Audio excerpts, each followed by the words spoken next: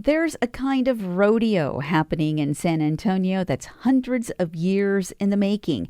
It has little to do with country music and barbecue and everything to do with a Mexican tradition that's taken deep roots in the American Southwest. These rodeos are called charreadas, and Texas Public Radio's Jack Morgan takes us to one. It's Sunday morning, and after last night's big cloudburst, everyone scrambles to make this specialized rodeo arena in South San Antonio safe for the horses and riders. Edmundo Rios III looks at the inches of mud and rolls his eyes. Terrible. We're going to go check it again right now. Have you had it this bad before? Oh, yeah. It's not the first time we've been through this before. This is the 28-year-old's 23rd Charreada. Rios knows what to do with the standing water and sandy arena. A tractor pushes water and mud away, and they dump and burn diesel fuel to try to burn off the remaining puddles. After hours of effort, Mexican and American national anthems are sung as the sun finally breaks through. The anthems give way to mariachi tunes, and various folklorico dance groups perform on a stage for the crowd. They're dressed in colorful traditional Mexican costumes, a thick gold sash and flowing dresses that reflect sunlight as they twirl and spin.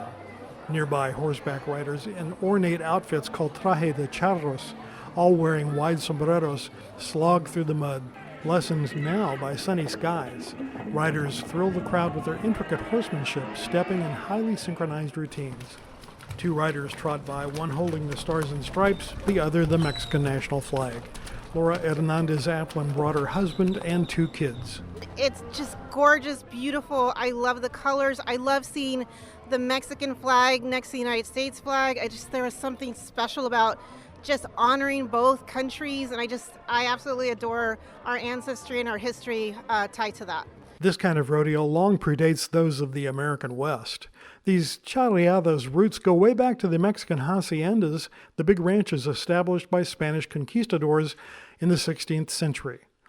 A team of 8 young women circle the small arena, then turn and converge on one another in a collision course, but somehow the 1,000-pound horses and their riders miss each other by inches at the center before forming an outside circle once again. We have to communicate with our horse very well as communicate with our teammates very well to avoid crashing into each other. 34-year-old team leader Lauren Fierro Martinez began riding when she was 11, but then she got into the side saddle, or escaramuza style of riding they do here. I definitely learned better horsemanship and how to be a better rider from doing escaramuza. As these women ride complicated patterns weaving in and out from one another, they're riding side saddle, wearing dresses with ruffled petticoats.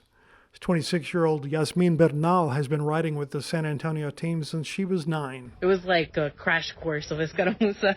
Crash course is a bad phrase to use when it comes to this kind of riding, isn't it? Yes. Technically, it was more of like an anti-crash course.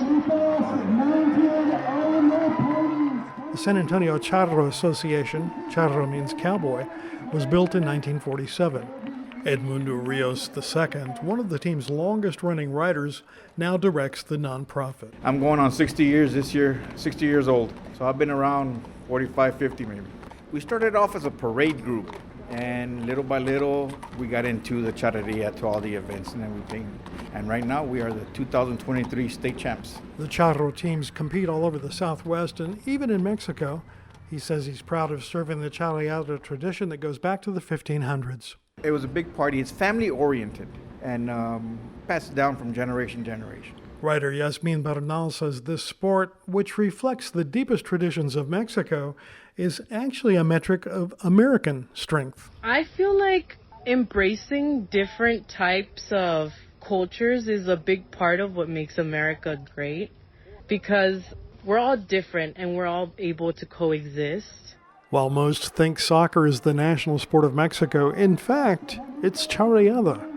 And for the some 4,000 at this arena in South San Antonio, what's old is new again. I'm Jack Morgan in San Antonio.